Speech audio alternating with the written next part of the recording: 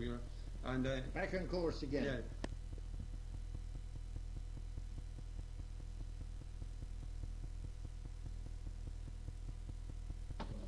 Well, it's the 5th of June, 1998.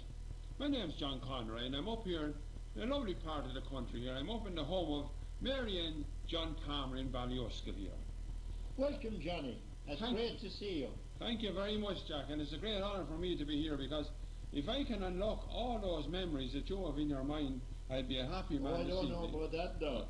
Oh, because, Jack, you have a lot of them. I couldn't think of what happened last week. Well, because let's hope now that you'll think of these. So I think we'll start with your mother, Jack. Yes, indeed. God rest her, my mother. My mother was Mary Dorn from the old district of Bonraheen, which we don't hear about anymore. It's not recognised by either church or state anymore, that little district of Bonraheen, which is the Irish for little small rat. So my mother's mother was descended from the Stantons of Oldcourt. Her mother was Mary again, Mary Stanton of Oldcourt. She was aunt of Joe Stanton of Oldcourt, the late Joe Stanton, God rest him now too.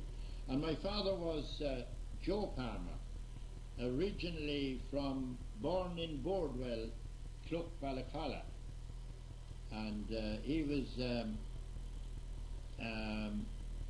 from a family of 9. I had 3 aunties there, his 3 sisters, and 2 of them married in Tipperary, and one of them married in around Rathdowney somewhere, to a Henderson, and the others were Ryans in Tipperary.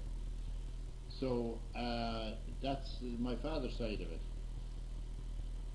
Well, your father now met your mother after he came back from Dublin to work. That's right. My father went to business early in his life in Dublin.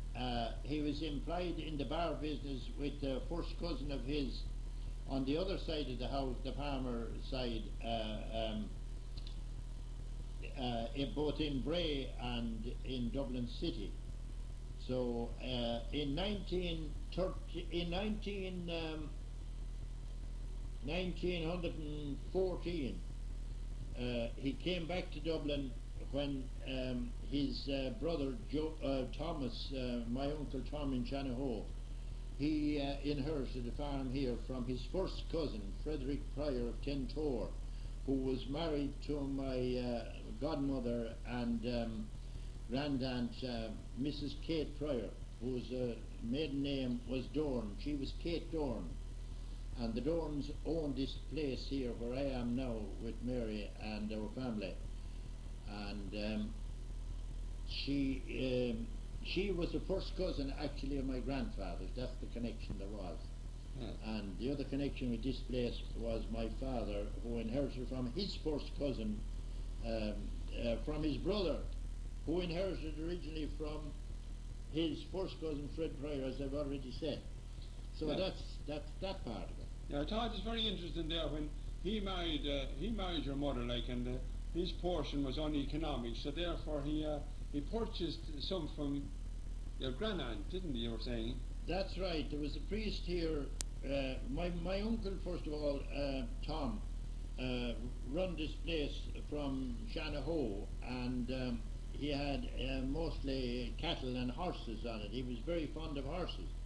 And he had some great horses in his time, great racing horses and ponies. And he often judged the race meet. The last race meeting I saw him judging was in Cullihill. There was a race meeting there. I remember seeing him up in the judge's box. I know, yes. However, anyway, back to the other part of it.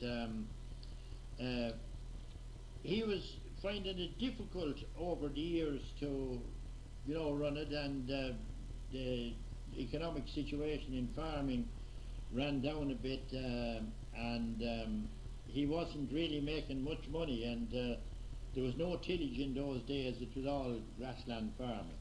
But the terms of the agreement in the will of Frederick Pryor was to my cousin Tom Palmer Shanahoe, who inherited the farm, but giving a life interest to Mrs. Kate Pryor, the widow of his cousin Fred Pryor.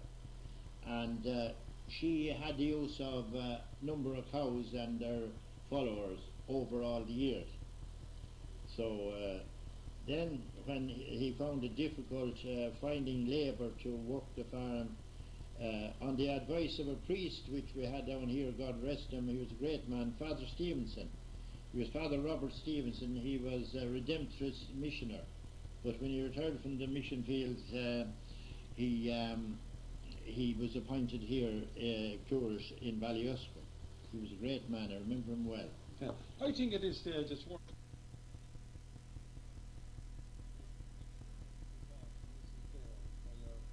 Oh, Mrs. Boogie. Or Mrs. Sorry, the calf you bought from Mrs. Yeah. Boogie. Yes.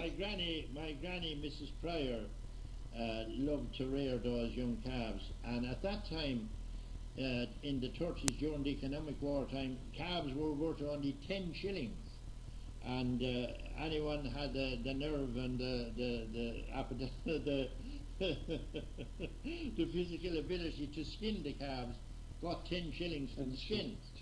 And poor Mrs. Boogie down here got arrested. Jim Boogie's mother didn't like to have the calf slaughtered, and she sent up word by me to Mrs. Pryor to that she'd give her the calf for the 10 shillings and sold and see it killed. So Mrs. Pryor set me up. I was very young at that time, and I was sent down with a little rope to bring up the calf, and Mrs. Pryor gave me 4 half-crowns to pay for the calf. So after a little chat with Mrs. Boogie and getting fixed up with the calf's halter, I gave her the 10 shillings for the calf, and she said, I only want a bit of luck money. And she gave me back 3 half-crowns, which looked like a fortune to me at the time, and she took a half-crown for luck money. So that's it. And the calf turned out to be a lovely animal after. It turned into a beautiful cow, and usually had heifer calves and put us into a lot of nice stock. Wasn't that wonderful? That will give the listeners now an idea to what the economic war was all about. And I think at this stage now, you're living here with Mrs. Pryor was a memorable occasion in your life, because you used to make annual trips down to Tramore. I'm sure you have many memories. That is correct. From the time I was 7 years of age, I went to Tramore regularly every year in the month of September for 2 weeks with Nanny, as we used to call her, down to Tramore, and we stayed in a house of Browns, 2 grand old ladies, and it was in Market Street, the Cross Tramore, in the shadow of the Grand Hotel. Yeah, and your grandaunt used to make big roll of butter. Yes, and the custom was in those days when you'd be going down to those lodging houses, like in the present day thing, partial board or so on. She used to take down in her basket of food, she'd take down a nice roll of butter for ourselves, our use, hand it up to the boarding house people, and have a nice little roll for them as a present. Then she'd also take about 2 dozen and a half of eggs and a dozen for the present for the ladies of the house, and they used to look after us very, very well. Well, that's something now. And of course at Tramore at that time there wasn't very many cars. Sure there wasn't, Jack? Oh, very, very few cars. But I remember cars in Tramore way back in the 20s, in the latter end of the 20s, when I was 8 or 9 years of age. I remember even a very scary incident one day. We were going up to Mass, and Mrs. Pryor knew all the little highways and byways of Tramore. We were going up a short cut up to Mass in the lovely church on the hill there in Tramore. Beautiful church it is, was then and is now still. And a sister of mine, the late Nora McAvoy, Palmer McAvoy, was with us on that year. And she was a very impulsive little girl, and she didn't know the danger of the roads even then. And she run right across the road as a car was coming. And it wasn't speeding, it was doing about 30 miles an hour. But only the driver made the diversion, he'd have hit her on the narrow road. and she'd have been killed. She made a miraculous escape that day. I'll always remember that. Yeah. So that was in the year about 1928. And you had scarlet fever and was cured there, and claimed you were cured. Actually, I had rheumatic fever. Rheumatic fever, was it? When Yes. I was very young, between 7 and 8 years of age, and there was a miraculous statue of Saint Anthony. It was reputed to be miraculous. There was a lamp burning in front of his statue there, and people used to go. It was fueled by a certain kind of oil, some special oil for those sanctuary lamps, like those. And people used to go and dip their finger in the oil, just the bare tip of a finger, and make the sign of the cross upon the people's foreheads. And it was known that there was some miraculous cure. Mrs. Pryor maintained that I was completely cured of the rheumatic fever by attending that little shrine. I wonder if that statue is still there, but It's not, no, It's because not, right. I checked it in recent years, and it's not there anymore. Not there anymore. You nearly lost your life twice, you were telling me. Down in Samor? Yes. Oh, you could say nearly more than twice. Yes. I remember once going out into that dangerous place called the Back Strand there in Samor, behind the sandhills at the far off end of the strand, which is 3 miles long there.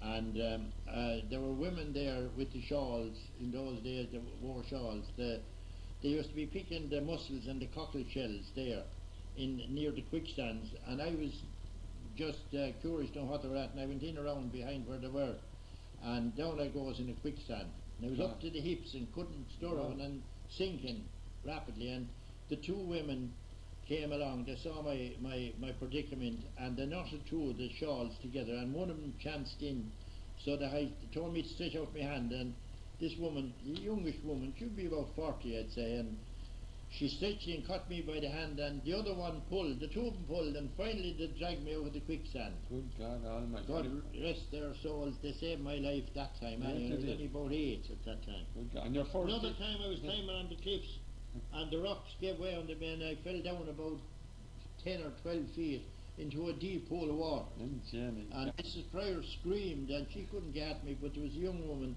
reading a book on over at the boat cove, and this happened. Yes. And this woman came running really quick, and she plunged into water and dragged me to the again. So another time I was swimming there during the war years when we used to be down at the LDF camps in Newtown. Yes. And I went out swimming in the harbour. And there's deep water there. Sometimes when you go a little bit further in, there's a drop of about maybe 5 feet. Yeah. So I went down into, I got out depth anyway, and down I goes. Okay. And I came up a couple of times, and last time I came up, I saw a rope hanging from a boat. Yes. Along the top of the water, and I put up my hand and put my arm over it, and that held me up until some fellas that were swimming over at the cove, at the mouth of the harbour there, came across and got me out to firm ground again. That was 3 times I escaped in Tramore. Yeah. And just to give the listener an idea of the mode of dress at that time, it was all shawls, wasn't it? And well, it was mostly shawls with the old fisherwomen there, and the ladies picking those shells out there upon the back strand, and all the boatmen's wives when they come down to collect the fish, when they come in, the fishwomen as they used to call them, because I had a lot of contact with them, because Mrs. Pryor used to send me down to buy the fish. Yes, yes. She'd give me the few shillings or whatever, it wasn't very much anyway. Yes. And she'd always say, bring a nice fish now, bring a codfish or a whiting.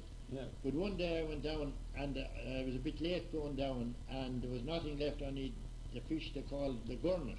Yes. Which is a lovely fish to eat, but a disaster fish to manage the bones. It has bones like needles you'd be stitching with. I know, yeah. And I didn't know what they were, and I brought them back up anyway to the Miss Brown's. They were going to cook. Yes. As they did every day for us for dinner and all the meals.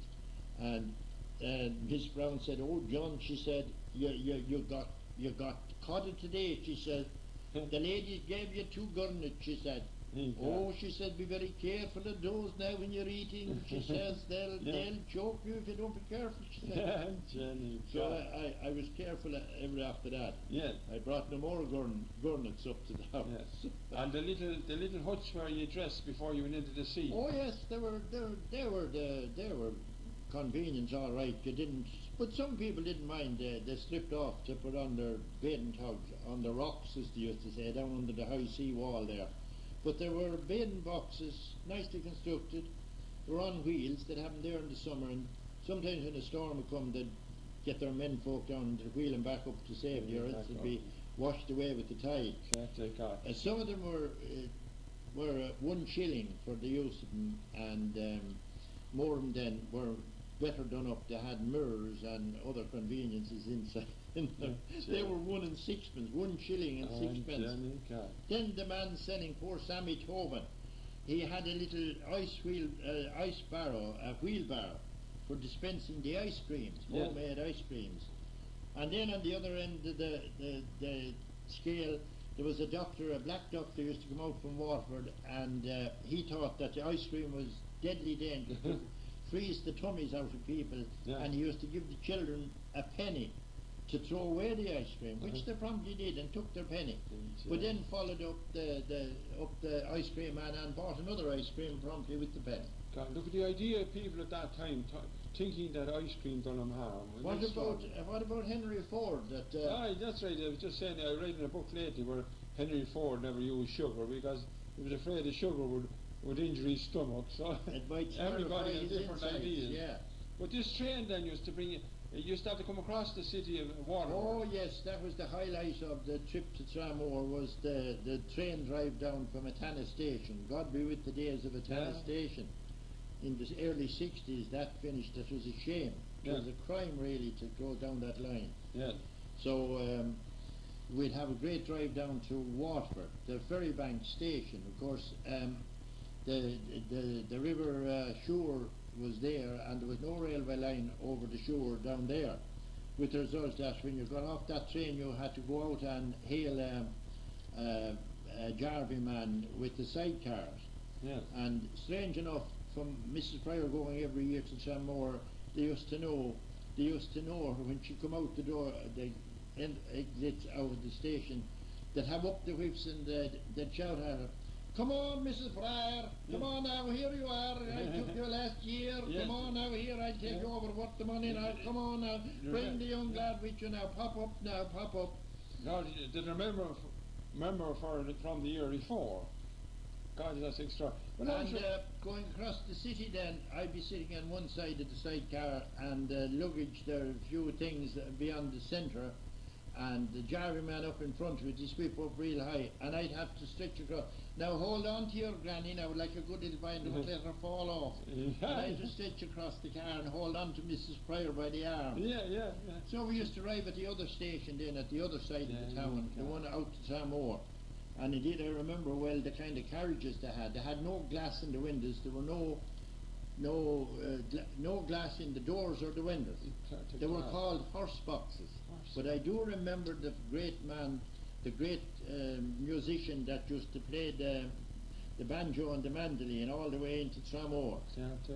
And that trip, which was about 8.5 miles, used to only take about quarter of an hour. I know, yeah. It was a lovely drive out along and listening to the banjo up there. And he'd just go up and down the carriage then with a hat and collect his few sixpences and shillings then. Dear God. No, that's the trip to Tramore. Well, your trips to Kilkenny too, you often boarded a train in Atana for Kilkenny with Indeed we did. Indeed we did. Up to the time we aspired to acquiring bicycles. Yes. I remember the first bicycle really that I bought. I bought it in there at Mr. Finnemore's, where Hanbridge and Can you remember the price, John? I do remember it quite well. And I had to get my father, I bought it on the Never Never. And my father had to sign a document and go guarantor for me. It was £7 and 10 shillings. Ah, for God's sake! Look at the price of a bike. You could pay over £100 for a bike now. God Almighty, yeah. We had times of have the remains of it still. God, look at that. Yeah, it's outside well, there. then the restlessness of youth got into you, and You were deciding on going to join the RAF, weren't you? Oh yes, a crowd of us got an idea that we should go out and travel, and at that time the RAF was one of the stepping stones anyway to get out abroad. So a number of us, about 6 in all, including Paddy Griffin and Malachy Lowe, God rest him now, he had a sad end too. And later then young Mr. Coogan from Matana, who was the son of the station master, Mr. Coogan. He'd be a brother-in-law now of Kieran Mooney's in Grennan. Yeah. His sister Chris married Kieran Mooney, God rest her now. Yeah. And the other man then, he had gone a bit earlier, Stephen Craig. Yes. He was the station master's son in Atana. Yes. Well, he travelled all over the world with the RAF. Yes. And he was in the big battles of North Africa and Monte Cassino there outside Rome. Yes. And he became a wing commander. Yes. And he finished up in an island in the Pacific Ocean. Yes. And in a place where there was no pub. The nearest pub was 400 miles away. Good God. And he often told us that he used to commission a plane on a Sunday evening to fly to this nearest pub 400 miles away. Yes. And they'd stay overnight then upon that island, and they'd come back in the morning and be there in time. In time again, yeah. Well, then your grand aunt was very sad over you going to join the RAF. So yes, she spent, when she saw the correspondence and the passes that we got from the RAF to proceed on to a base in England. The base was in Warrington and in southern England, but we couldn't cross from Holyhead or from Dunleary to Holyhead in those days because the war had just started and there was a ban on travel. So the route to get there was up to Dublin, and from that to Belfast through Gora Wood. That was the crossover base into the north at that time. And from that to Belfast and on to Larne and on to Stranraer and down by rail then from there down to Warrington. yeah. So Paddy Griffin and the others went, and Jack on account of poor Mrs. Pryor, God rest her, my granny, she got into such a state of distress that it was pitiful to look at her crying every day and saying, if you go, and if you go, and it seems you're going to go, you'll be back in a month to bury me. And that's the team she got in on, and she knew that had get at me. Yes. So with pressure then from my mother in particular, my poor dear mother, God rest her, she was a beautiful woman. Even though I looked on Mrs. Pryor as nearly being as much of a mother as she was, because I was with her from the time I was 3.5 years of age. Yeah, you can. And she took me over completely, because there was quite a lot below in my house at home where I was born, the family home below, at my father's and mother's. But I was quite happy here with Mrs. Pryor. She was a lovely lady too. She was a grand poor old lady of the old world style, and had great principles and great ideas, and was a great scholar. And quite a lot of the things that I learned in my young days, I learned from her. I see. And I picked up some great histories from her too as well. Yes. And I was very sorry for her when she died, but she got a great long life. She lived to be 87 years of age and died on the 30th of October 1948.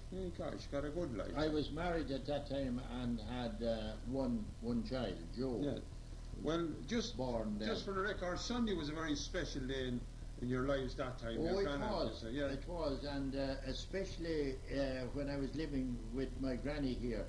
She was a very early riser at any time, and we'd get up very early on Sunday morning. The masses were down here. The first mass, there were 2 masses then, not like now. You'd be looking out to get 1 mass here. But then, of course, there's masses on Saturday night here now, even though there's only 1 on a Sunday. There's masses on Saturday evenings, which is convenient for some, and there's masses during the week as well. But however, she'd want to be down there at 7:30 or so for the early morning mass, and she used to love to catch out Mrs. Foley, the poor dear old Mrs. Foley, who was the church warden at that time. Yes. And to be there before Mrs. Foley had opened the church was a great victory for her. Yes, yes. And another local lady, Stacia Hackett, of Earl's Garden, used to be there too. Mrs. Pryor and herself would have a great chat. Yes. I remember one morning that Stacia Hackett and Mrs. Pryor were talking, and I was listening, saying nothing there, of course. And Stacia said to her, "You know, Mrs. Pryor," she said, "I didn't talk until I was 4.5 years of age." "Oh yes, that's right," says Mrs. Pryor, "but you made up for it since," she says. That was good, alright. So I thought that was a good one. Yeah, well, you'd have to be speaking Spanish, of course, going down. Oh yes, oh scrubbed to the last. Yeah. But she'd always pack me home, down home on the weekends. I'd have to stay at home. Friday night, I think it was. I used to have to go home to be scrubbed and washed by my mother. Yes. And she'd and get new clothes and change of clothes for the Sunday. You'd have to go out spick and span. Yes. And then, of course, we were mass servers in those days, and we had to be spick and span too for that. Yeah.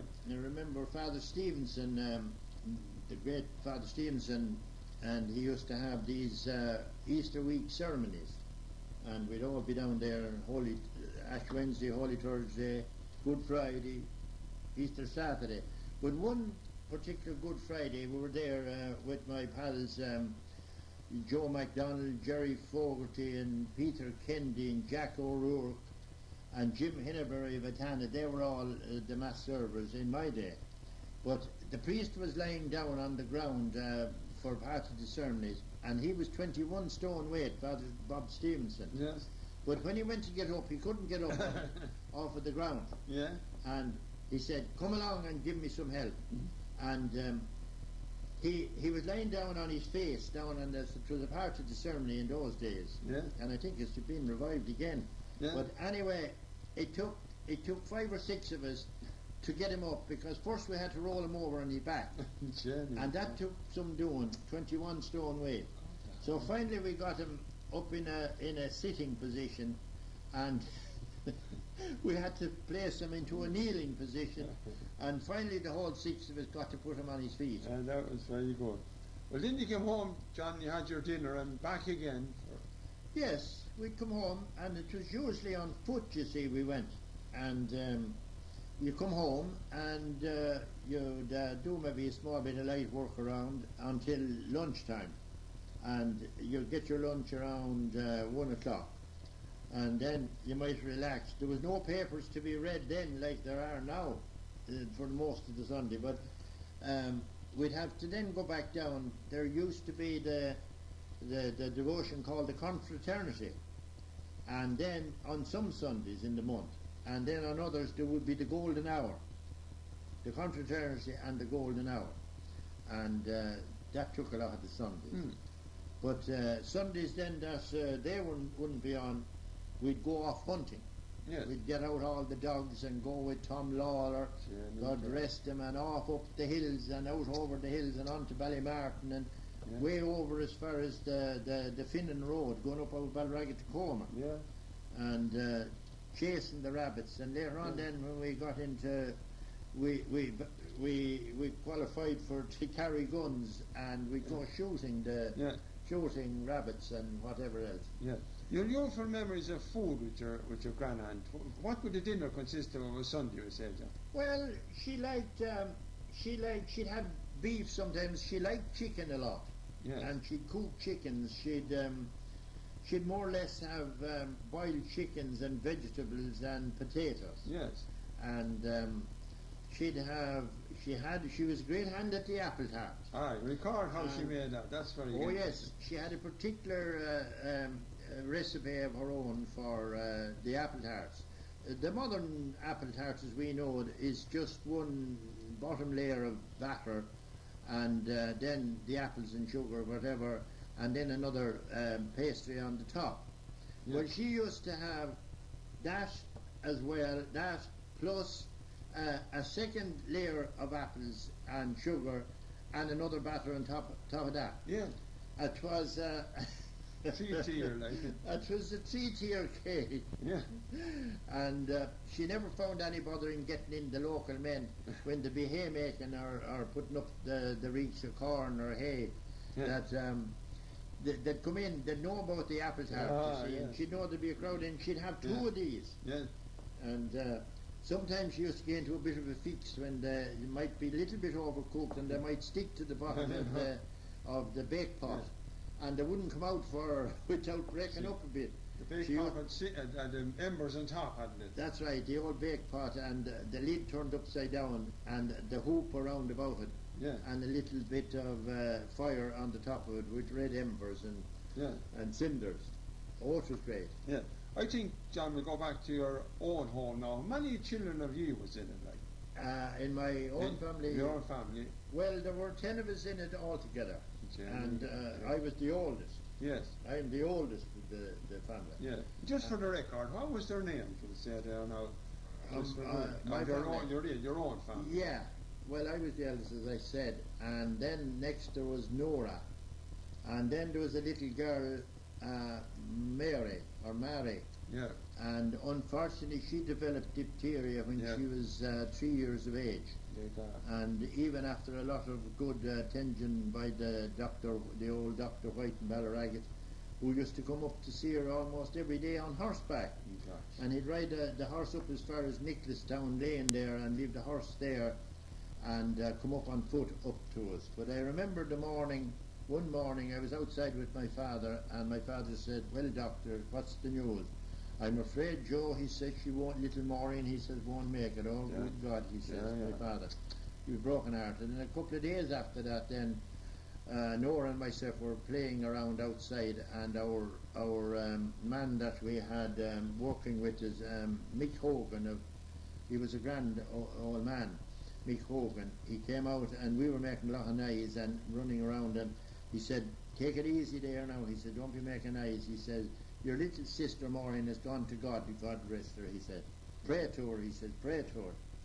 So the bottom fell out of our world. It was the first contact we had with a death in the family. Our little sister Maureen. 3 years of age. And I remember her lovely white coffin that Larry Doolin of Atana, God rest him too, he'd be Sean Dowling's father. Yes. And he was a great friend of the family too. Yes. And he made this beautiful white coffin. And I remember the lads, the local lads, Jim Buggy and Paddy Moore and Jack Stanton and others, Joe Stanton as well, of all, because Joe Stanton and my mother were first cousins. Yes. So I remember them carrying the white coffin. They carried it all the way from the house to the church on a white tablecloth. Beautiful white tablecloth. Each of them four in the four corners. It was a sad time. Yeah. Wasn't it? Well, what's the rest of the name now? That was how were we down as far as Maureen. Then there was Jim. Yes. And then there was Maureen and Fred and Kitty. Maureen is Mrs. Berrigan now of Castlemarket, Mick Berrigan's wife, and Kitty is Joe Berrigan's wife in Ballacalla. Yes. And then there was Joe Palmer, my brother Joe, who is now living in England. He was in the building business in England most of his life there. He went there in 1950 and is there still with his family in the building business. Yes. And there was, that was Joe. And then there was Tom and Tessie, my godchild. I'm Tess Brennan's godfather. Myself and Nora were the godparents for her. Yeah. And I remember being in Tramore the day that Joe Palmer was born. And I also remember Maureen the day she was born in 1926. She was born the same year as my wife Mary. And Tom Buggy was home from America that year, and he had a big, huge American car with him. And while he took him to the church to be christened, Maureen. And when they came back home from the christening, myself and Nora were running around again, as we always did, playing around. and they were in celebrating, and my father and Tom, we were probably having a sip of whiskey inside, and myself and Nora got into the big Dodge car, and whatever levers we pulled or shoved, I don't know, but the car started up.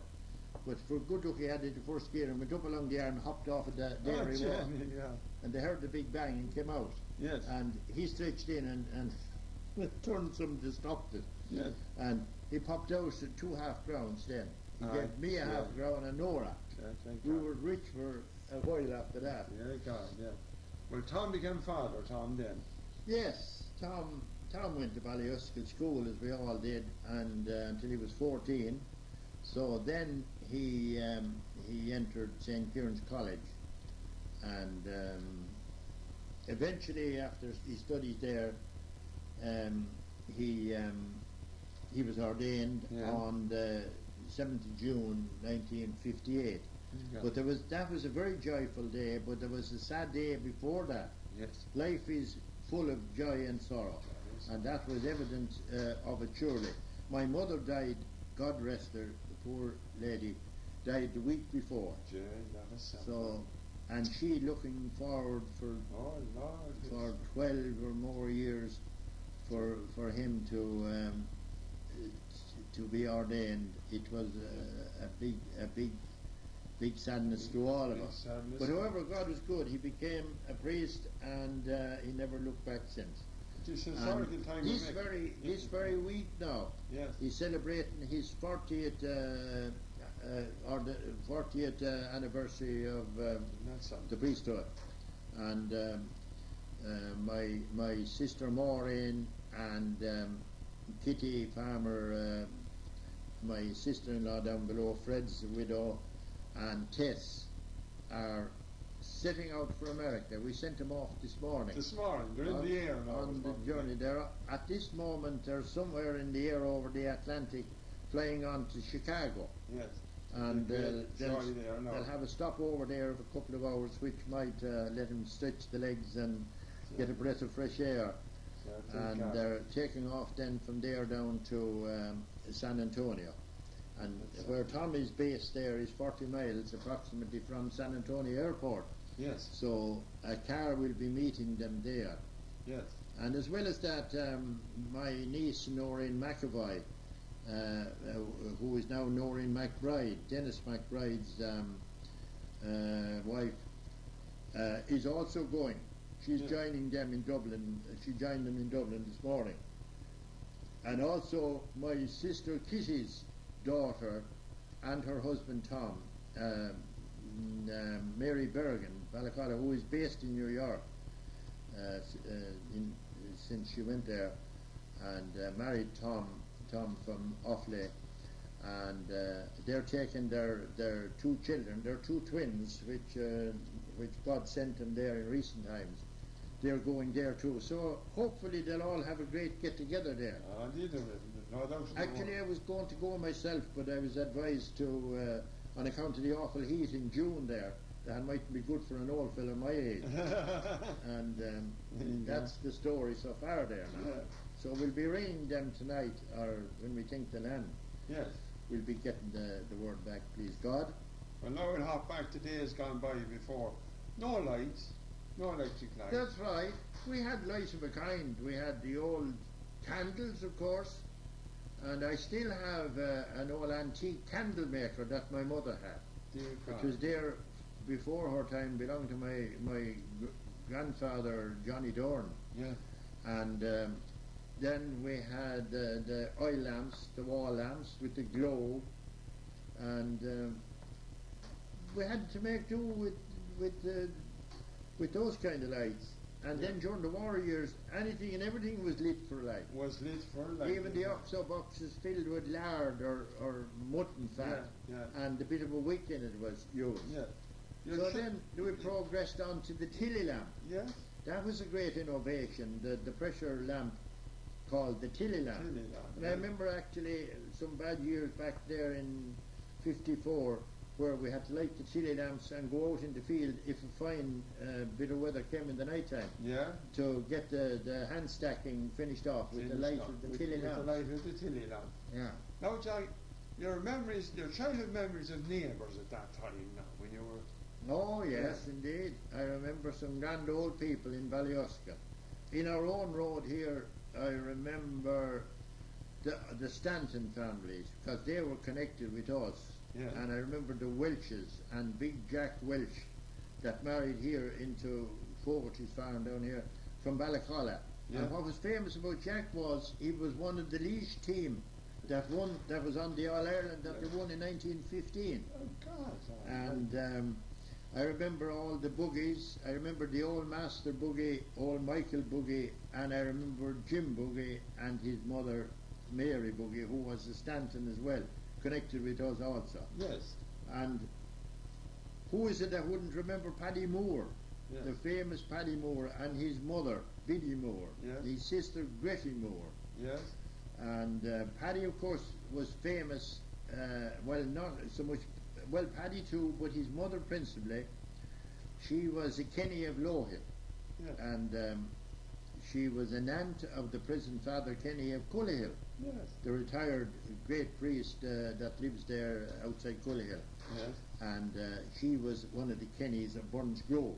Yes. And it was from there that this famous miraculous cross came from. Yes. And that cross had seemingly the record of being able to cure the prayers attached to it and the belief Yes. to cure that awful disease of long ago, which is not much heard of now, erysipelas. It was a terrible disease. Yes. Because I saw it, many cases of it, because being living where we are here on the road that led to Paddy Moore's and Mrs. Moore's house, I used as a young lad be often commissioned to show them the way through the fields down to the Moore's house, and got many a half-crown too, Which was a lot then, as wasn't a it? little gift for. But I always remember Mrs. Moore going through the routine of the cure for those people. Yeah. And it was amazing to see how bad they were the first time they came, and then to see them afterwards when they were cured. It was improved, yeah. Yes. And wonderful. All And of it. that cross has a lot of history. There were 3 crosses originally. One of them was supposed to have gone down with the Titanic, Yes. but that's only a fable. Yeah. We can't pay too much Credibility, credence on yeah, the yeah. credibility on that. Yes. But the final one anyway, Paddy Moore thought that he should discontinue the practice of that cross, applying the cross. And he took it to a certain priest that was in Ballyragget. He was a parish priest. And he took the cross to him and he said, "Father, I think," he says, "I should hand up this cross. Or I'd want your advice," he said, to know what to do with it," he said. "I'm beginning to come to the end of the line, and I don't want it lying around," he says, and Yeah. hanged around. "Well, I tell you, Paddy," this priest said to him, he says, "Don't you have a good fire to him?" "Oh, I do," he says, "any time I can get the timber in," he says. Yeah. Well, he says, "Take that cross home," he says, say a prayer," he says, "Thou Father, Hail Mary, in the Gloria," and he says, "Put it in the middle of the fire." Look at that now. Yeah. So Paddy got very angry, and he says, "Well," he says, "I'll find some other way of doing it," he said. But Paddy had been, over all the years, the money he used to get in little gifts for the cross, the cures, he used to put it in, send it to a place in India, Look at that. and it was put into what they call a burse for the ordination of young priest. Yes. And there was a young priest ordained to the priesthood as a result of this fund. How wonderful. And when he was ordained a while, he wrote to Paddy Moore stating that he was coming to Ireland. Wasn't that something? And his name was Father Joanna's Sharumpal. Look at that now. Sharumpal is It's an not very Indian interesting, name. no. So he came to Ballyouskill, and Paddy Moore arranged with the priest in Ballyouskill at the time, I forget which one it was, to have the Mass in Ballyouskill. Wasn't that lovely? And Paddy attended the Mass, and he had told the priest about this cross Yes. and what the use was, put to it Yeah. over all the years. And the priest said, if you do, and he told him he didn't want it, he wanted to give it to someone Yeah. like him. So father, Shrampel, said he'd like to have it, and he took it back to India with him, and maybe hopefully. He wrote back after, and he said there were several people cured by saying the prayers and the belief in it. Wasn't that something? Yeah, an Indian priest. That's a lovely story. There was something comes to my mind again, John, about Codeacon years ago. Yes. Yeah, people in the houses. Yeah, in the houses. Yes. Well, you see, people visited different houses, different nights. Yes. There was a kind of a certain night for different houses. Yes. And in some of the houses, the pastime would be, apart from the lovely girls that were in some of the houses, there'd be card playing. Yes. And there'd be music. Yes. And dancing. Yes. And there were houses then in the summertime of the year. There'd be some of the girls have immigrated to England. You see. I know. And they'd come home in the fall of the year, around the thrashing time. Yeah. And those famous thrashing dances used to take place. Yeah. There used to be great dances down at Cal's down here in Ballyouskill when the girls would come home from England, and there'd be great dances. Ned Cal was a great melodeon player. Yeah. And Bill McGree was a great violinist. Yes. And Pat Kennedy and Peter used to play the accordion and melodeons, and I used to also play them. And many is the night we sweated the night out playing for the half sets and the waltzes. And there used to be dances here. We used to have the dance board stored here, you know, that was down in Ballyouskill. Yes. In the 40s. And we'd have one thrashing dance here. And we had John Kennedy of Barnderry, of course, was number one. Number one. Then Sean Berrigan was a great player too on accordion. Yes, yeah. And we had the famous Joe Connors from Ballyconnor. Used to have Joe. Yeah. We had Joe, a great percussionist, the greatest drummer of all time. He was the greatest. And his drums and instruments are still in Ballyconnor.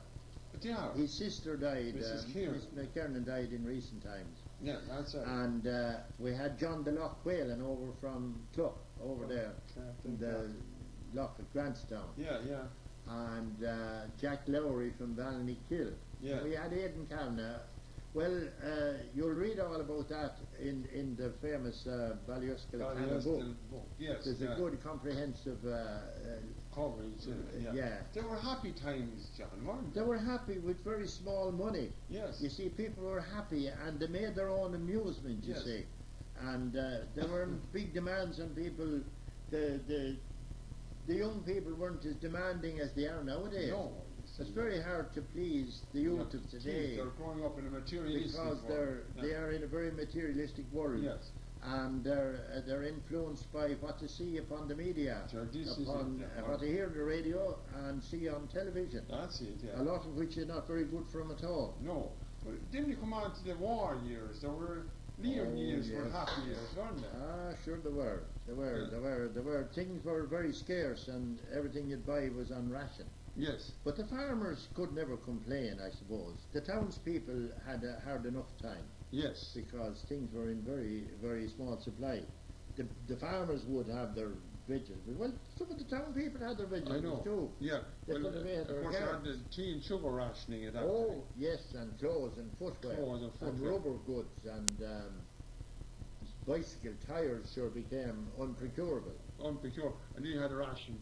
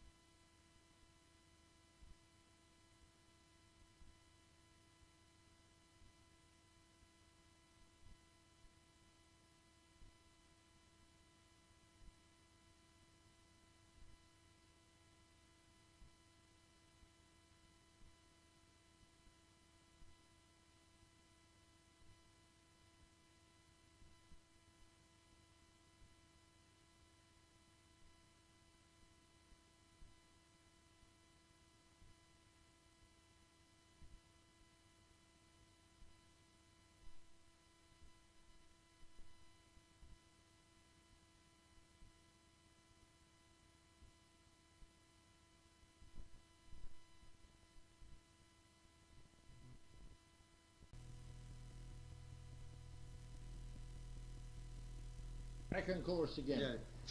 Jeff is going to burn the ration books down. Yeah, well, Jack Stanton said to him, "Do you think, Jeff," he said, that's going to be a great thing for you, or us, either for that matter?" "Why?" says Jeff. "Because when rations are done away with," says Jack, "there'll be everything will come back freely, and we'll have vans come and shop, and we can shop in the yard outside our own door, and we won't have to come down here to you, and that might affect you. And it'll affect us because we won't get down at all. We won't get a pint or anything at all now, mixed in with this bit of shopping that we do." So Jeff went up to the other end of the counter to serve somebody, and in a very deep pause to know, could that be possible? Yeah. In the Now, John, the lady that gave us that beautiful dinner today now, when did you meet Mary? When she was about 13 or 14, I'd say. Yes. And it happened a kind of more or less accidental one Sunday evening. We were going up to a crowd was going up to the dance board in Knockmannon, it was. There used to be a dance board there, Yes. as well as three classes, of course. Yes. And there was a crowd of young girls, including Mary, out with bicycles on the Balaconda Road in front of Murphy's entrance there. And I think it was the Major, Gorman, who was with us. And he looked at Mary. She was, trying to control this bicycle. And he said to us, he said, "God," he said, "that young Murphy one there," he said, "breaks someone's heart." Yeah. And little did I think at that time it was mine was going to be broke at the time. When I fell in love with her afterwards. Yeah, you're lucky, man. So Yeah. Isn't that wonderful? Well, your wedding time was marred with fierce weather, you were saying. yes, indeed, in 1947, it turned out to be the year of the worst and greatest and most infamous blizzard of all time. Yes. It started around the middle of February, and sure, it didn't thaw until St. Patrick's Day afterwards. That's right. And that was the year of the great floods. That's right. I remember that. Because Yeah. the frozen snow and ice had blocked the rivers and That's right. the valleys in the country. Tally-ho Bridge cracked, actually. That's right. Yeah. And the tremendous floods in Kilkenny City. There was. That's true. Yeah. Yeah. That's true. So we went to Dublin after the wedding, and on the train, of course. And we were travelling as two bridegrooms and two brides. Yeah. There was myself and Mary and John Knowles and his wife from Chatsworth. Yes. We were both married the same time, the same day. Yeah. But we didn't stay in the same hotel. We went to North Frederick Street to William Doheney's Yes. hotel there, the Osprey, The as Osprey. it was known then. Yes. Yeah. And he was an uncle of the famous Father Michael and Kevin Doheney. Kevin. Yeah. of The mission. Worldwide. Yes. Yeah. So we had a great time there. Yes. And I used to meet, if I wanted to go out somewhere, or Mary and myself at night, but she didn't like going out in the frost at night Yeah. time at Very all. cold weather. Yeah. And Barney Mulvin, who would be Brian Mulvin's and Patrick Mulvin's and Noel Mulvin's father, they were cousins of Hugh Tools over there, I know. Yeah. the Mulvins. Yes. And Barney Mulvin and myself would meet at a certain bus stop. Yes. The buses were running all right, Yes. and the streets from the traffic of the buses, there were very few cars. God. Being sure. just a small amount Very of cars. good that time. Yeah. And they were like polished glass. God, look at that. Yes. It was such a frost. street. Yeah. Jenny. And he being a policeman, he was originally in the DIP, Dublin Yeah. Metropolitan Police. Yes. DMP. He knew all the bright spots around town. Classic car. And just to let me get a little view of what went on in the city, I know. especially the night spots, Yeah. he'd take me around to Classic car. those places. Yes. Yeah. And into the big lounge bars down around O'Connell Street, and in behind in Cathedral Street, and Yeah. Tommy Moore's and the Huss and quite a number of places like Yeah. that. And show me the kind of lifestyle was there, which from being down the country and practically never being in Dublin that much except for a hurling match or Yes, yeah. the show, the spring show, wouldn't be in Dublin that much at all. No. So it wouldn't be like now when we have about 5 of the family living in Dublin. Living in Dublin, yeah. So we had a beautiful time with him. Yeah. The place was so warm in the middle of a blizzard, and he had a technique for warming up the place, which became famous all around Dublin. Yes. People used to come up the steps to look in to see the big blazing fires he had in the hallway, in the fire going in, and to know how he got the fuel. Yes. Because no one could get fuel. Oh, of course you do. No. Except the bit that was in Phoenix Park, which was for industry. Oh, yeah, for emergencies. Yeah. And his method was, he used to get duff or column, as they call it. Yeah. He get a nod load of it up from the colliery. Yes, yeah. And with the lorries that had permits to haul. Yes. And he'd get a load of sea coal slack from the docks. Yes. And a certain amount of sawdust. Yes. And concrete. Cement, yeah. And down in the cellar, these lorries of material would be heeled down in these grates outside the hotel, and that was on a slide down into the deep cellars down underneath. Yeah. And that's where he had his factory. Jenny, God. And I even gave him a hand mixing the material there. Yeah. You were more or less isolated there too with the roads, weren't you? You couldn't get down. You were saying there. Yeah. When the time came to come home at the end of the week, we were ringing, home. Yeah. Jeff Brennan had a phone. And I think the priest at that time had a phone. Had a phone as well. Jeff Brennan, we rang. Yeah. And we had it arranged with him, you see. Yeah. That we'd give him a ring when we were thinking of coming home. Yes. And see how the weather was. Yeah. So several times we rang, but the reply was, "Don't come yet, the roads are not passable." God Almighty. And after 10 days passing, we began to get anxious. Maybe the money was running out or something, you never know. Yeah. So this day we got word that there was a thaw set in. Oh my God, yeah. We said it's not so bad, we can get home now. Yeah. But on the particular day, which was a fortnight later than we went there, we were coming, we had arranged to go down to the train. We had a taxi hired. I know, yeah. Down to Kingsbridge. Yeah. And that morning we rang before we left the hotel. Yeah. Because Bill Doheny had phones all over the place even then.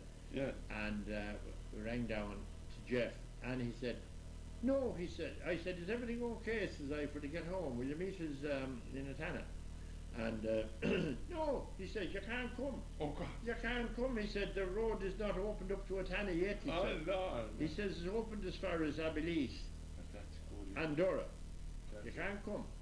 So we still said we had the tickets and all got, you see. I know, yeah. And the taxi hired. Yeah. So we had to more or less move. And we came down the line to Abilis and got off in Abilis and hauled our few bits and pieces and cases up to the Devesi Arms Hotel. Thank God. And I'm telling you, we put in a bad night there. It was very damp yours then. The water was running down the walls. I know. With the thaw. There was a bit of a thaw had set in, especially in the towns.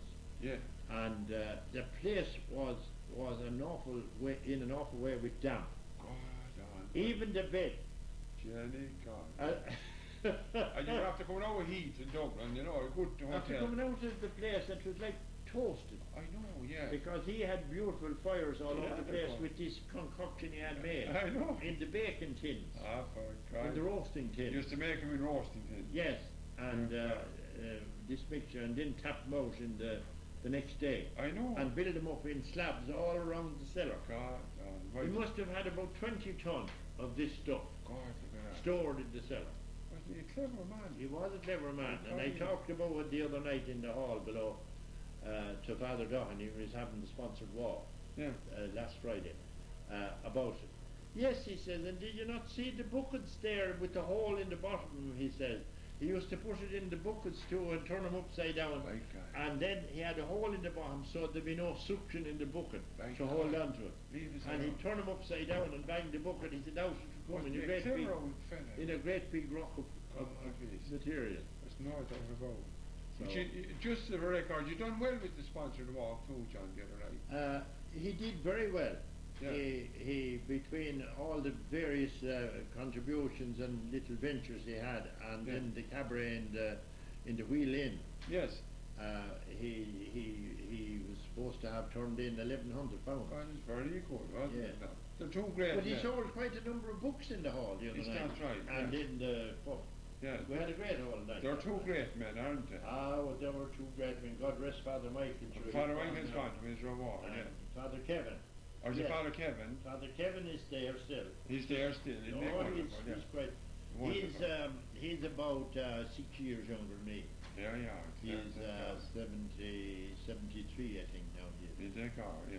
But he's in great form. Well, then Mary and yourself return back to where we're sitting tonight, Jack. this Well, evening, yeah. we came to Abbey Leaks, but then we waited there, anxiously waiting for Jeff to come in the morning. We weren't going to stay another night. We'd No. have walked home, so No. we'd stay another night. You It was would. a disgrace, really. No, you wouldn't stick it. So Jeff came for us the next day. He said the road is now open, but he says I can't get up to your house. He said Oh, God. because the road is only open halfway from Foley's up to your crossroad there. Yeah. So he drove us as far as Doyle's below, Oh, for God's sake. and several around about here came to meet us to carry the things. They nearly had to carry ourselves.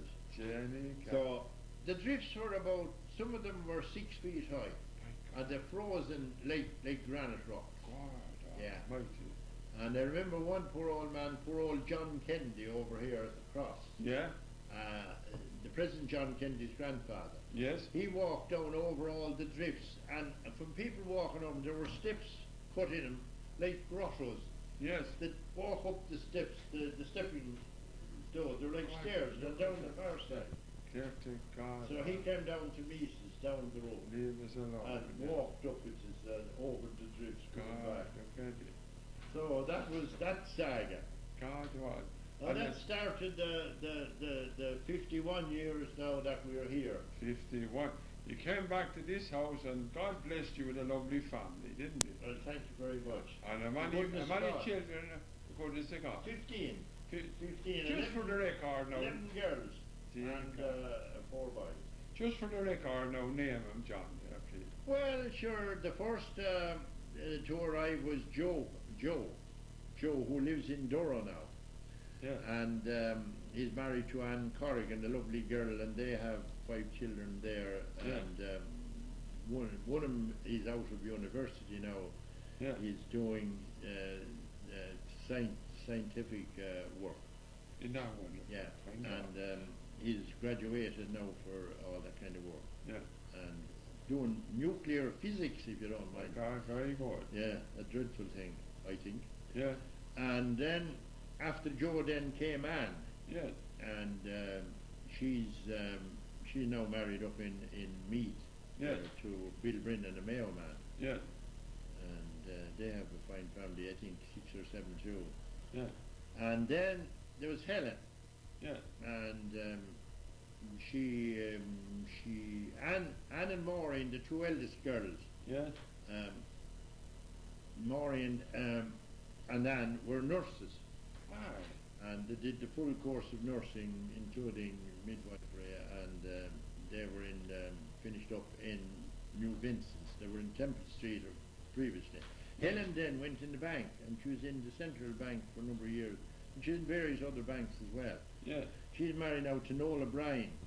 Yeah. He'd be a descendant of the stone sculptors in Durrow, the O'Briens. God, I know. John Joe was I his met father. him there a couple of Yeah. months back. Yeah. Yeah. Lovely boy. Yeah, he is. Noel is a grand fellow. He is. And they're all very nice. I'm blessed with great son-in-laws. Yeah, great. They're lovely men.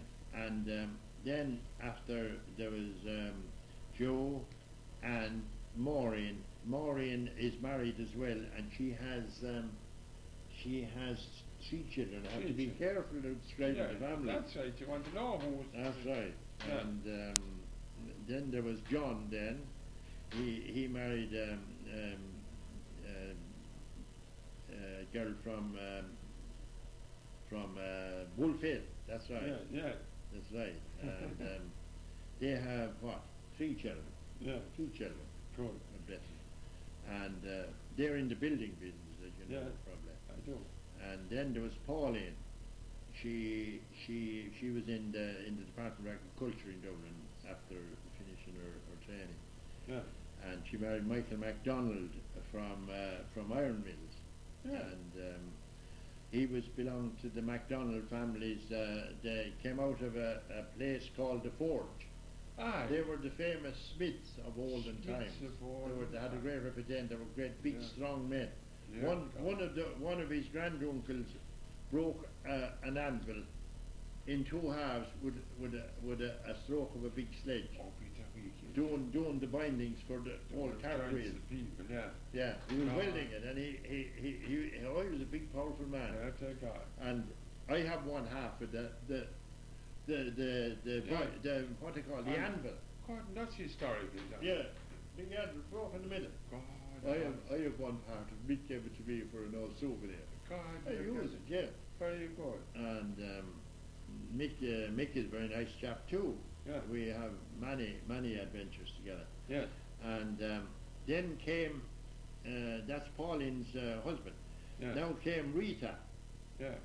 And she's married to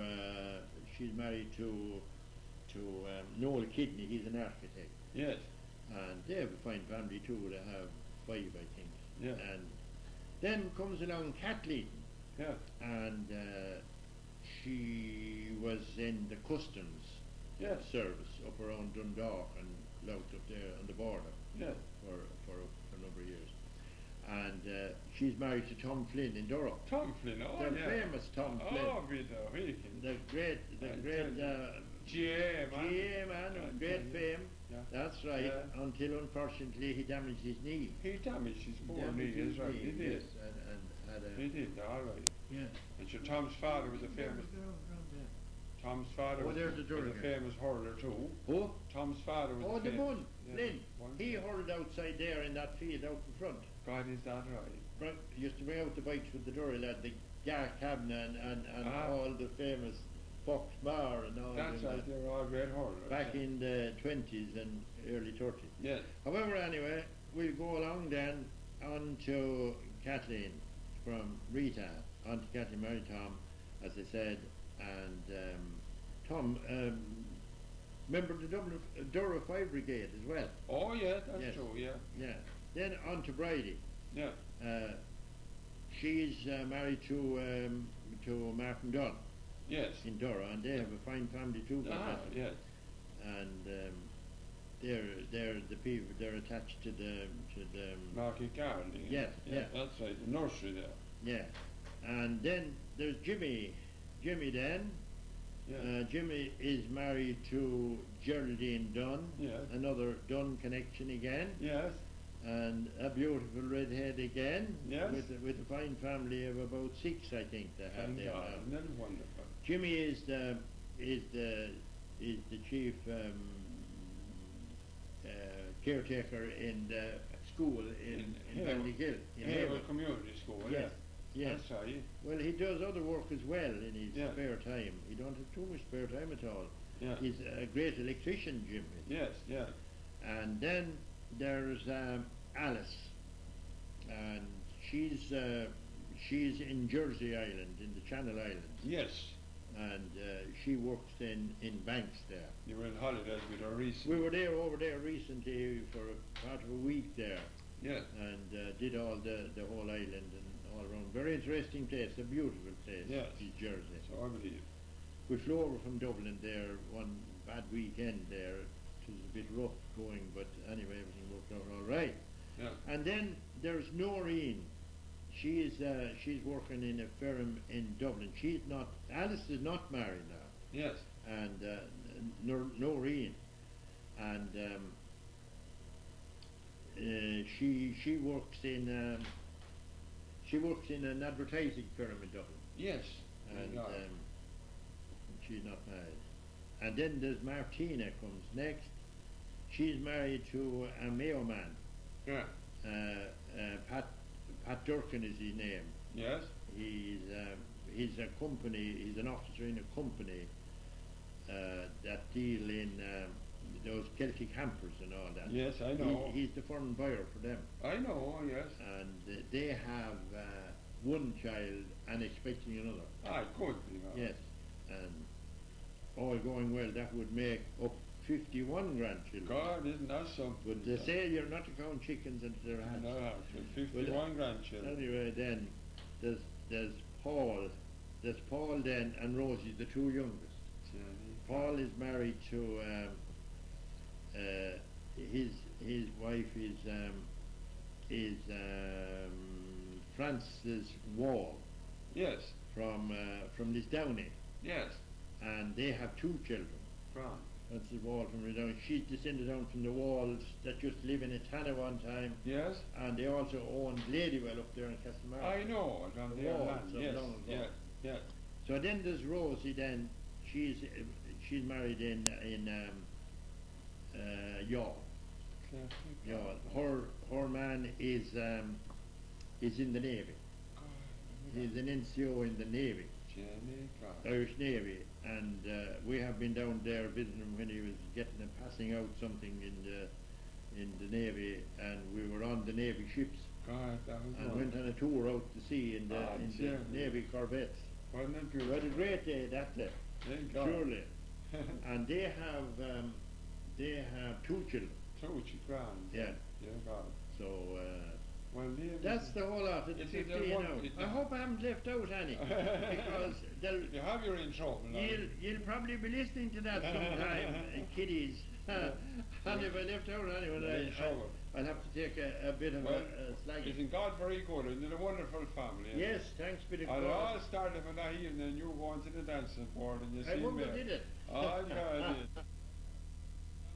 I suppose it was a bit of a beginning anyway. A bit of a beginning, thank God. Well, No, no. I'll tell you what, the goodness of God, and I'll have to thank all the family for all they've done for us over the years, Yeah. because they have been very good to us, and especially the senior ones in particular, Yes. the ones that got out, as they say, into the world first. First, I know. They, we didn't know a thing about, how to get children placed or young No.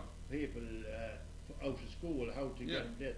But once the eldest ones, not to mention any names in Yeah, particular, yeah.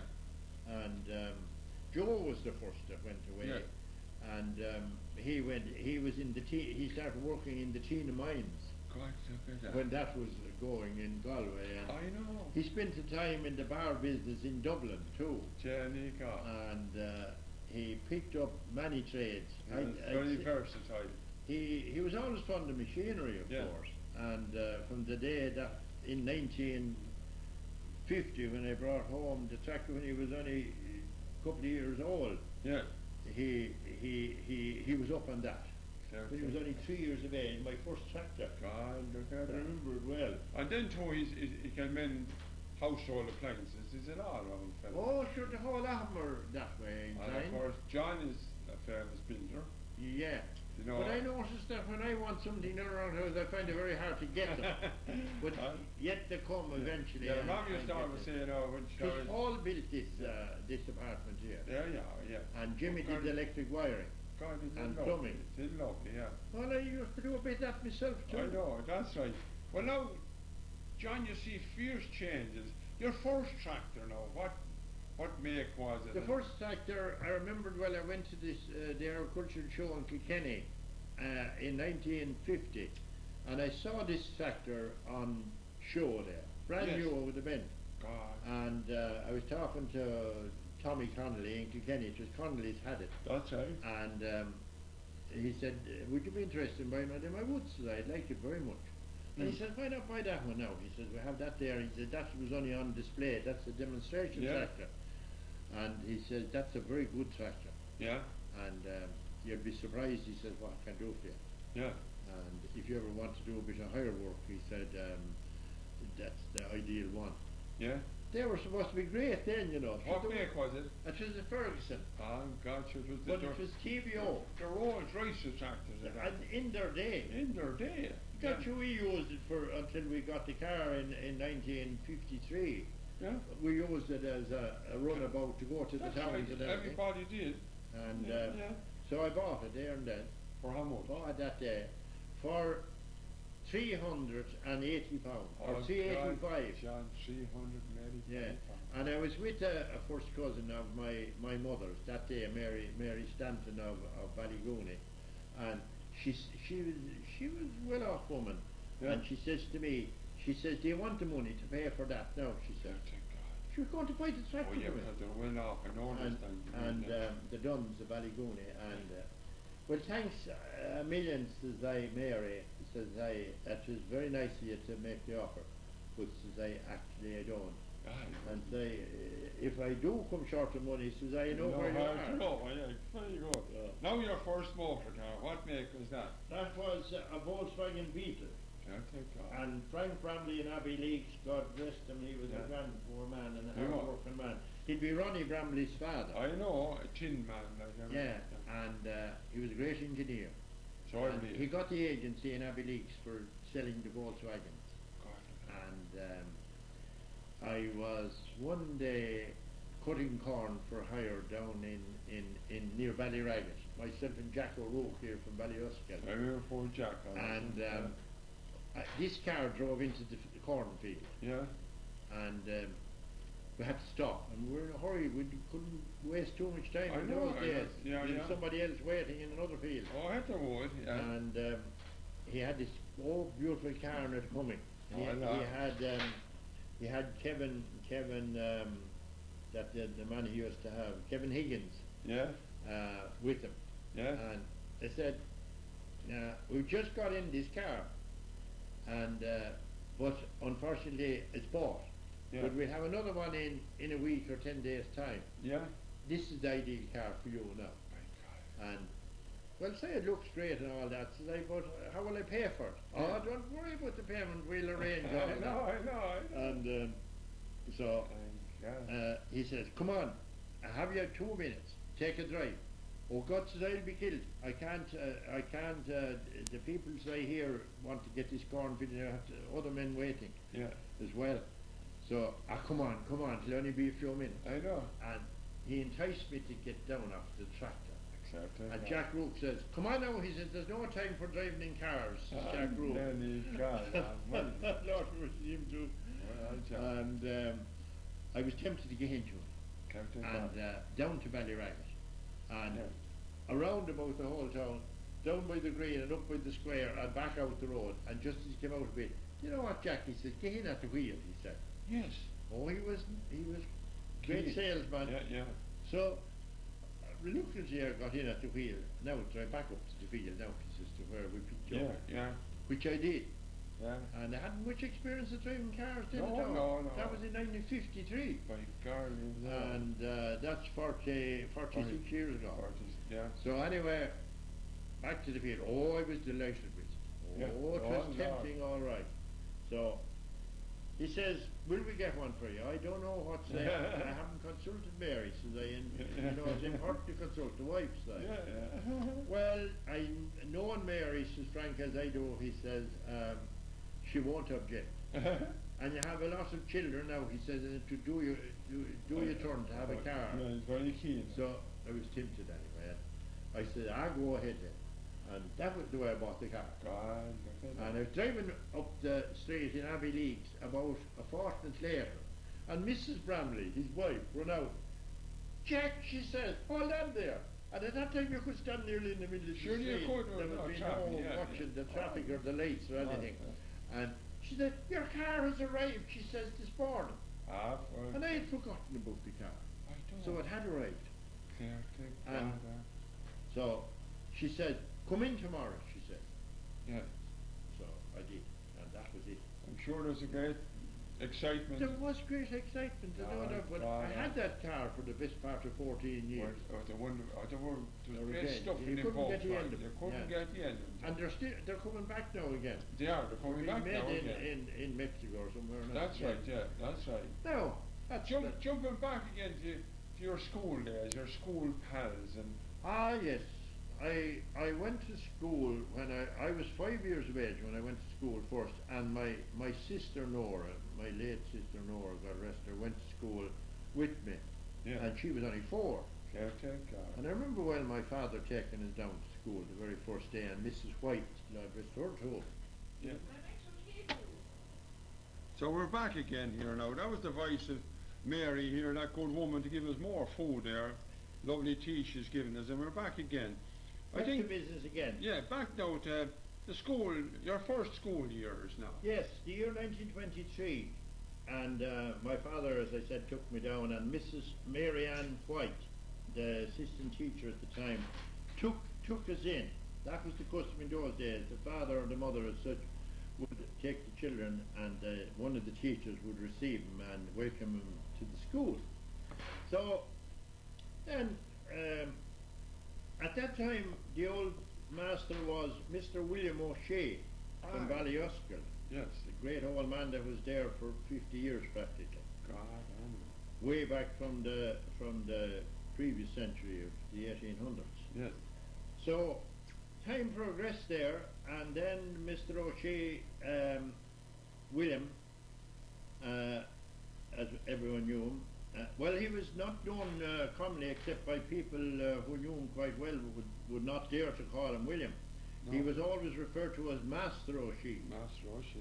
Yeah. Yes, and the house that he lived in was at the crossroads, and Master Shea's Corner it was called. Yes. Some would call it then Foley's Cross, and it had many names. However,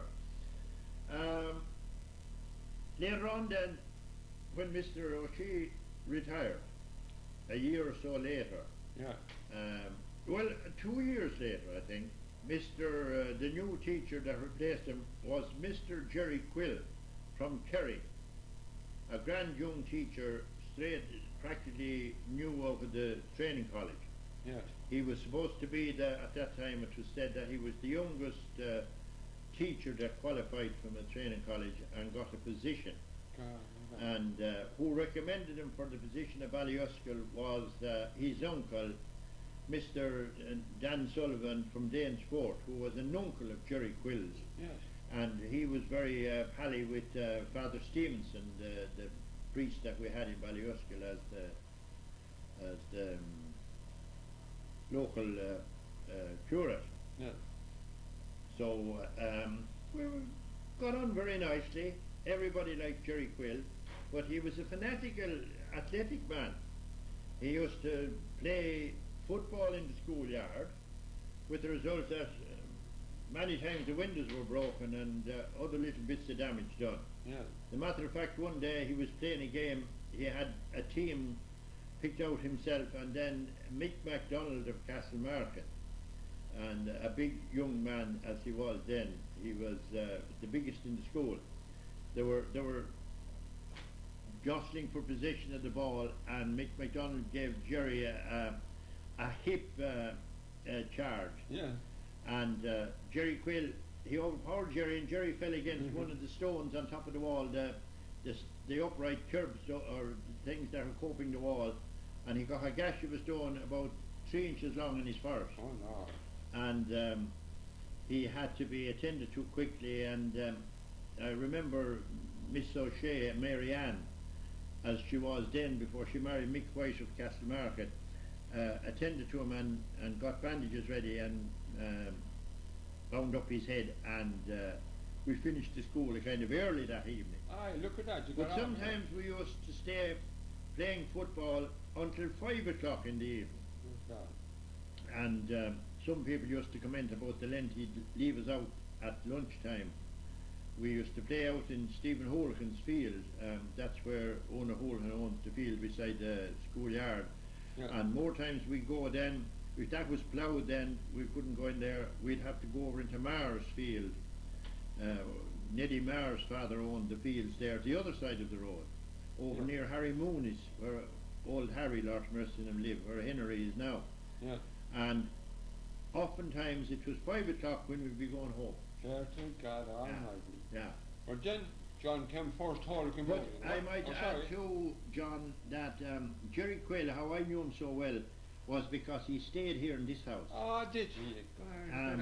He was looking for a place to stay, so he stayed with Granny Pryor here for 5 years. Jenny God. And he used to give instruction in the house here at night time to students that might want to advance themselves for bits of job. Bit of a grind, as they call it. A grind, yeah. And I used to be included in that too. Yeah. So it was easy enough for me, if we go to that, to get the lessons done nicely. Yeah, it's handy, yeah. Because he often helped me. Yeah. Indeed, many times. Well, would Granny Pryor mind if you're late coming home from school and say no? Oh, she would. If it went too late, she'd have a little bit of dinner ready, you see. I know, and she yeah. didn't like trying to keep it hot. Yeah. And no, she wouldn't mind too much. Well, then came your first Holy Communion. What memories have you now of that time? Well, I remember Mrs. White, Mary Ann, Yeah. giving us the preparatory instructions for that, and she always did that in the school. She was very, very, very good for that. Yeah. She was an excellent teacher as far as religious doctrine was concerned. I know. Yeah. And but you were saying earlier there she was a little crossed, you know. well, we're all a bit crossed sometimes, but she seemed to, some of the part of her life, especially before she got married, Yes. she seemed to have improved greatly. I know. Marriage improved her in that respect. Would be God. And she had a difficult clientele to deal with, as the punishment book of the school denoted. From those days, there were very, very rough elements attending the school there. Yeah, well. And no one would blame a teacher for to get an eye with him. That's true too. Well, your first Holy Communion day, can you remember anything that day? What? I think Well, we remember the nice little suits we had. Yes. And a fashion at that time was a pants and a nice little, maybe a tailor-made coat. Yes. And our tailor was Andy Carl over in in Clashawn. Yeah, God, look at that. in Barnderry. Oh, sorry, Barnderry. And a white collar hanging down all around about, a nice little white collar. Yes. I remember I used to wear one of them, and often wore to go to school too, and Peter Kennedy as well, and some other pupils. And I remember that very well. Well, it wasn't like nowadays. There has to be envelopes and monetary gifts nowadays, as I know too well. But in those days, it should be some other kind of a treat, like sweets or biscuits or something like that. The money didn't come into it at all, because in the mid-1920s there wasn't much money at all. But Jimmy Holland of Ballyouskill in your school? Yes, I have clear memories of Jimmy Holland. And a great man he is to this very day. And recently I had the pleasure of a tour with Jimmy. Yeah. And he asked me to know, could we go back the road, the way he went to school from Fermoy. And I went for a drive then. I took him for a drive in the Rahinduff road, which is a great roadway now, not like long ago. And through the fields, he showed me the fields where he passed in along by Dooley's, Houlihan's, Kavanagh's, and over the bridge. And over the bridge, Father Stevenson's bridge. And I drove down through the fields right to the bridge. And he said, my God, look at the way everything has changed. Everything has changed. Everything, look at the place, the way it is grown up now. He remembered it differently altogether. Sure he did, And then he missed the houses that were demolished. All changed. And he said, I remember all the Kavanaghs, Aidan Kavanagh, and even Moses Kavanagh. And Joe Brannigan's people. And Joe Brannigan's, they'd be out, he'd be out the road there, farther out. Farther out, yes. Near to the main road. Yes, that's right. I should have mentioned there Joe's too. Joe has a fine new house built there now. He has, Michael has, Or Joe's son, Michael, that's right. That's right. And he named all the people that lived there. The Kavanaghs, Aidan, Jim and Paddy and Tom and Jack. Yes. They were all great musicians, the most of God, them. but Paddy Kavanagh was a teacher of music. It's not a fact. Yes. God. And then there were the Dooleys, Jack Dooley and Vesty Dooley and Nellie Dooley. And then the Houligans, Jack Houlihan, who used to help with the mills, feeding the mills. I know, yeah. For Dick Brennan, Yeah. and Bill Houlihan. God. And their sister, who was Mrs. McKenna, after Tom Cannell's wife. Yeah. She'd be the Canna family's mother. I know, yes. Dear God. Yeah, Eamon Canna and Johnny and Tommy. Yes. And Nora and Mrs. Costigan, that's now passed and gone. Yes.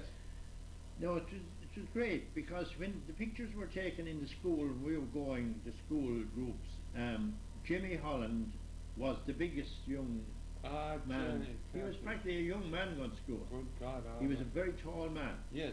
And then there was Gerard Mooney and Paddy Murphy, Yeah. and you know, I remember Paddy from Doro there. Yeah, that's Sure. indeed, insurance man, and, yes. And he married Miss Grace. That's correct, yeah, Yeah. that is great. Yeah. That's the way. I'm Sure. sure. Then we move on to your confirmation time. Oh yes, Yeah. confirmation. She also got us prepared for that. Yes. And we used to go down to school for all those preparations. We go down to the church after school Ah, you better- after 3 o'clock, you and got it. that session could go on until 4 o'clock. Yeah. But I do remember an incident when we were being prepared for confirmation. One evening, just as we were coming out from the church, after Mrs. Marianne O'Shea, later Mrs. White, Yeah. was finished with us, one certain boy from Grawn, Yeah. I might be right to mention the name, No. but he came out a little bit ahead of us, Yeah. and in his boyish exuberance, he Yeah. went and rang the bell, Off with the vehicles. the yeah. church bell, Yes. and gave it a right good few bangs. Yeah. And the priest at the time was Father Comfort, Yes. and this now was for our first communion, Oh, but not our confirmation, Not your confirmation. Yeah. because Father Comfort wasn't there for the confirmation. It Yes. was Father Stevenson. Yes. So he gave it such a bang that Father Comfort heard it from his residence down the other end I of the know, church, yeah. and he ran out himself and his Kerry Blue Terrier Yes. and his Blackthorn walking stick. Oh, yeah. And just as he was coming around the south end of the church, we were coming out the church door, Yeah. and he said, "Who rang the bell?" he said, in Yeah. a most angry tone. Yeah. And which of you, he says, did any of you ring? And there was about 10 or 12 of them. Yeah. No father, no father, no father. And who rang the bell? And one poor fellow was so terrified, he named the fellow. Oh God. And he says, "Where is he?" He's just after running out the chapel gate, out the Yeah. road. I know. And off he set after him. Thank God. And he hid down around Foley's corner. And but then he thought he heard the priest coming, and the big dog, the Kerry Blue, Yeah. went straight over after him. Oh God. Yes, Yeah. that Kerry Blue he was a ferocious dog. I know. He killed nearly every dog in Castlemarket and Ballyouskill. God. Yes, Vicious. he'd catch him in a second. He'd have him by the throat, My God. and he'd hold on to him until they were Until we're conked out. finished. God Yeah. Almighty. But anyway, the dog held up this boy. He was heading up Castlemarket for home, and the priest arrived on the scene, and the priest said, "Did you ring the bell?" he says. What a terrible thing to do, to ring the bell at 4 o'clock in the evening, terrifying the parishioners, he Yeah. said. Yeah. "They'll think my house is on fire," or something like that, he Yeah. said. Yeah. And that bell, he says, was cracked one time in a big fire here in Ballyouskill, he said.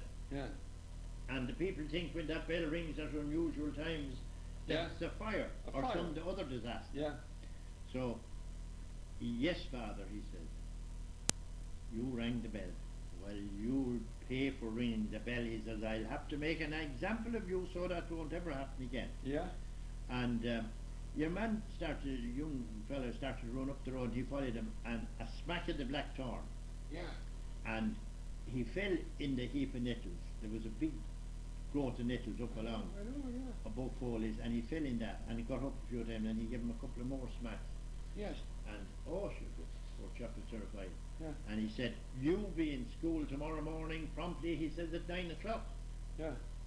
And as it so happened, the poor chap was there, Yes. and in comes the priest a few minutes after 9 o'clock, and he called up his name, Yeah. and he called him up there at the end of the school where the rostrum used to Yeah. be, Yeah. and he had a big bamboo cane that the, Right. the teacher had for pointing up at the maps, I know what you mean. and he gave him 6 of the heaviest slaps I ever saw any pupil. Father Stevenson. Father Comfort. Sorry, Father. Oh, Comfort. not Father Stevenson, because Father Stevenson wouldn't do it, I know. ever do it. He Yeah. was that Yeah. kind of man. I know. So he said, he looked down at us all then, he said, "That is an example of what you will get if you ever dare to lay a hand on the rope of that bell." Yeah. Yeah. Yeah. But would that happen today? No God, way. no. Sure, there's only a childish crime too, wasn't it? That was. You know, sure, But I still mean. you see it could have parishioners upset to hear the bell ringing like that. Sure. I don't know. It's hard to understand it. Yeah. Yes. So But anyway, getting on to your confirmation time now. yeah. Well, much the same procedure with the preparation. Yeah. But there was very strict preparation in those days for confirmation. Sure, I Of believe course, so. there's always preparation for all the, Yeah, the yeah. church ceremonies and sacraments as it is. Yeah. And Mrs. White done all that. She was always You in should have to go charge. in of a Saturday to the church, right? Well, sometimes Sunday after Mass. After Mass, yeah. Yeah. After Sometimes Mass. after Mass. And what Bishop Collier was saying. Oh, it was Bishop Collier by then. Yeah. Because Brownrigg had gone out. He had gone out, he was tired, yeah. some Can little you while. remember, it's a 6-marker, what you were asked, can you remember? It's a hard one to remember. What question the Bishop asked you? I had it in mind for quite a number of years. It's quite slipped my memory now. I know, it's hard to remember. Although I can't remember what happened last week, I can remember well what I happened. know what happened way But back. that is a $50,000 question. I know. Well, did you go anywhere that day, or when you came up here had your auntie anything special? Oh, she had, that was a celebration, but not in a big way. I know, not. There'd be no organised receptions. We used to go in Ballyragget, you see, and have the bit of a little celebration in either Grace's or the corner house in Ballyragget. I know, yeah. There'd be lemonade, there'd be no, because we'd be after being administered the Pioneer.